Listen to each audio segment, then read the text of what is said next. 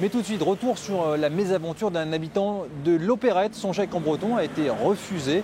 Alors que dit la loi? Élément de réponse. Des chéquiers en langue bretonne, une pratique de plus de 30 ans au CMB, 10 ans au Crédit Agricole. Aujourd'hui, rédiger ses chèques en brésonnec est une habitude pour des milliers de Bretons. Brendan Jaouen, électricien à l'Opérette, a été surpris lorsque la MAF a refusé son chèque. La dernière fois, c'était à la faculté de Brest, il y a 7 ans.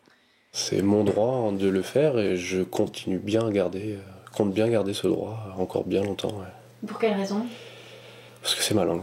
Pour ça, le but, c'est aussi de la garder vivante. Et pour la garder vivante, il faut l'utiliser tous les jours. Donc si on ne l'utilise pas, c'est sûr qu'il n'y en aura pas, quoi.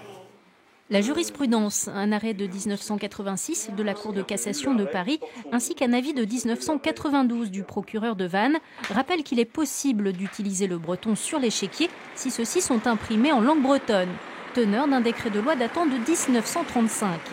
Mais le breton, comme l'ensemble des langues régionales n'ayant pas de statut officiel, l'on peut comprendre la méprise de certains. On va considérer, pour être bienveillant, que la MAF, ma foi, a fait une erreur.